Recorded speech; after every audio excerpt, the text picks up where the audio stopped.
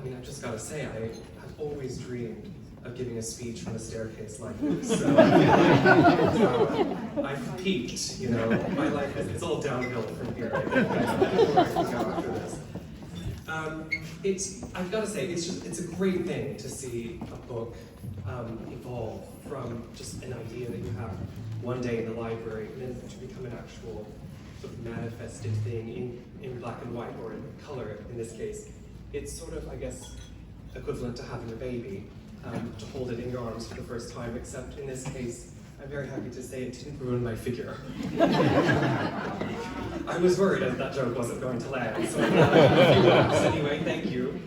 I'm going to start at the beginning, where this book, where the idea came from. I first came across Constance Wilde's autograph book while I was researching for my Tite Street biography, which I think many of you are familiar with.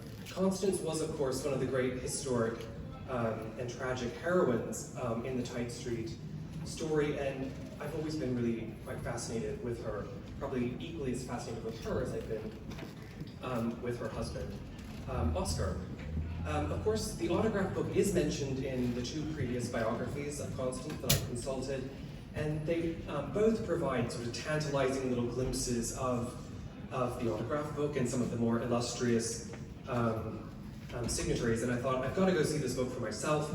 So I went to the British Library, the manuscripts department, and there was the book. And it's a very small, very unassuming little volume. There's nothing on the cover, it's just red Morocco leather. But when you open it up, open the covers, it really does, I think, pack a bit of a punch. The first thing I think I noticed was the sheer caliber of names that were jumping out of the pages. These are the people that you would expect to find in Constance Wilde's autograph book. They are the most sort of illustrious names of the fin-de-siècle period. The entries in the book start from June 1886, 2 years after Constance's marriage to Oscar, and they continue over the next decade until 1896. In the book, Constance managed to collect 64 individual contributors, and these include some of the most famous authors and poets, artists and designers, actors and actresses, singers and composers, not to mention social activists, statesmen, suffragettes, prime ministers, and even spiritualists. Across more than 50 pages, the book features poems, political statements, and biblical quotations in ancient Greek and Latin, in French, and Ottoman Turkish. These are accompanied by sketches and watercolors by some of the most pioneering artists of the day, and as we've just heard, with bars of music from some of the leading musicians of the day. But the book raised more questions than it answered. Half of the names were illegible, and others I had never heard of before in my life. And I was intrigued to know exactly who these people were and what their connection was to Constance. And I was also intrigued by the pages and pages of just completely bizarre and sort of esoteric quotations, things you absolutely would not find anywhere else, and which were a real pain, I've got to say, to sort of track down where they came from. But I immediately sensed that this was a very important book.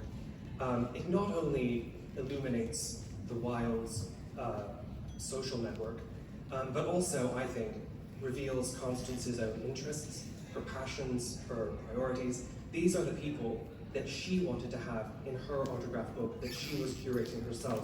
So you really get a sense of her own voice, I think, and her own perspective coming through in the book. At the same time, on that note, it does provide an interesting trajectory of her life.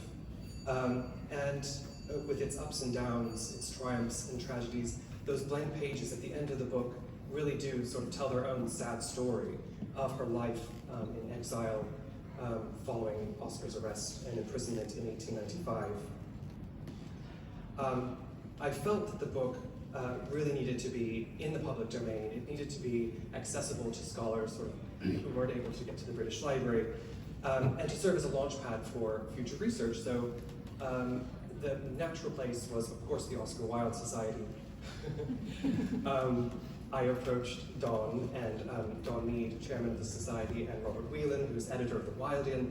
They both, I'm delighted to say, were very enthusiastic about the book. We got very excited about trying to answer all of these questions, and they both agreed that it needed to be published. So as I say, there are 64 individual contributors from a wide range of talents, and nobody alive could possibly know everything about all those people, unless of course you were Giles Brandreth. yes, I got that in there. I was waiting for that one. For the rest of us, I'm afraid, we had to rely on a wonderful community of scholars. Many of you I can see in this room. So these include art historians, literary scholars, theater historians, musicologists, classicists, to translate the ancient Greek, for instance, and scholars in gender studies. We've had help from a number of other literary societies, like the Robert Browning Society, the William Morris, the Pre-Raphaelites, and the Watts Gallery. So if you will, please forgive a sort of, I can't possibly name everybody, but I will just issue a sort of blanket thank you to all of you who helped with this book. I mean, you've given hours and days and weeks to making this such a rich piece of scholarship. So thank you so, so much. I would personally like to thank Merlin Holland, Oscar Wilde's grandson. He couldn't be here tonight, but he gave us his blessing to publish his mother's book, and he was also incredibly helpful in transcribing some of those signatures. Perhaps the worst was the one at the very back of the book by the divine Miss Sarah Bernhardt, the French actress that Oscar adored.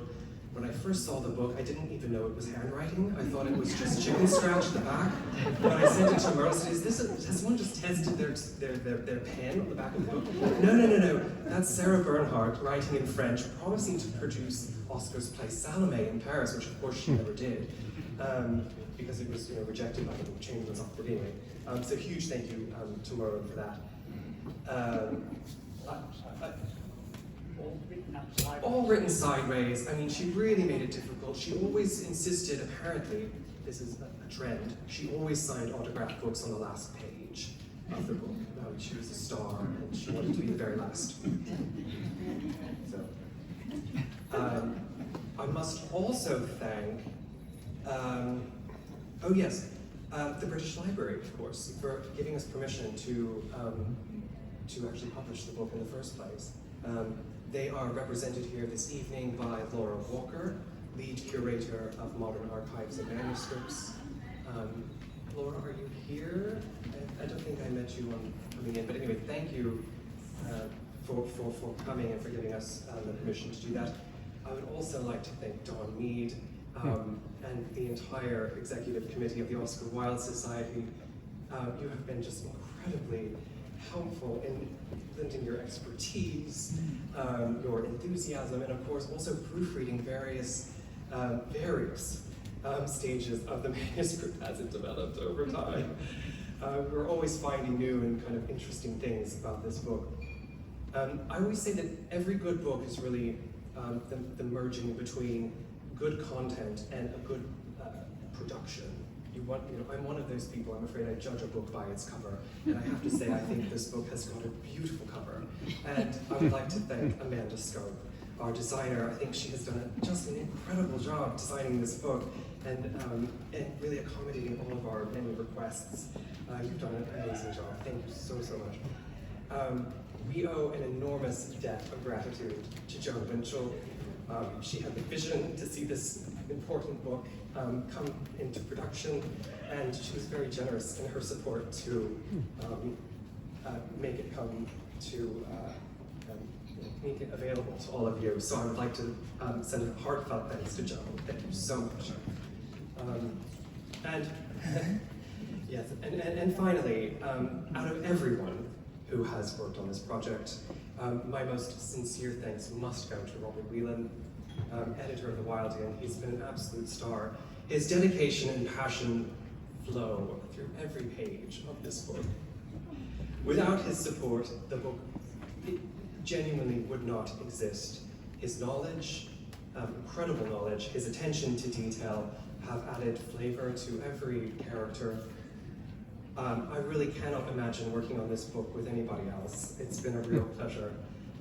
His patience with me as a fussy writer, yes, I know it may come as a surprise, but I can be a little demanding at times, I'm afraid. His patience with me as a fussy writer has shown his strength and resilience, and it's very surprising that at the end of a collaborative book project like this, we remain good friends at the end. At least I hope we do. So, ladies and gentlemen, if you have anything left in your glasses, I would like to propose a toast to Robert Whelan for all of his incredible help on this book. He really is.